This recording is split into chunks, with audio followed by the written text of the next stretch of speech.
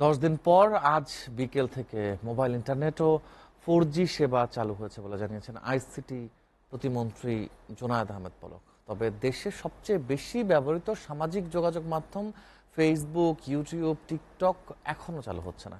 রাজধানীর আগারগাঁয়ে সকালে বিটিআরসি ভবনে আয়োজিত ব্রিফিংয়ে কথা জানান পলক। যারা 4Gতে যুক্ত হবেন তারা বোনাস হিসেবে 5 GB ডেটা ফ্রি পাবেন বলেও জানান তিনি। বলেন, কোটা সংস্কার আন্দোলন চলাকালে অগ্নিকাণ্ড ও হামলার ঘটনায় ভীতিকর পরিস্থিতিতে মহাখালীর ডেটা সেন্টারগুলো শাটডাউন করা হয়। এর পাশাপাশি দেশের বিভিন্ন স্থানে ফাইবার অপটিক্যাল সংযোগ বিচ্ছিন্ন হওয়ায় ইন্টারনেট সেবা ব্যাহত হয়। প্রতিমন্ত্রী আরও বলেন, আওয়ামী লীগের সমর্থনে কাজ করত এমন 50টি পেজ ও অ্যাকাউন্ট ফেসবুক বন্ধ করে দিয়েছে, অথচ দেশদ্রোহী কন্টেন্ট প্রচার করছে প্ল্যাটফর্মটি।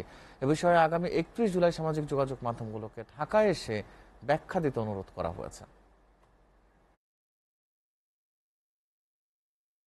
আজকে বিকাল 3টার সময়ে আমরা আমাদের মোবাইল নেটওয়ার্কে 4G ইন্টারনেট কানেক্টিভিটি আমরা পুনঃস্থাপন করতে পারবো ইনশাল্লাহ।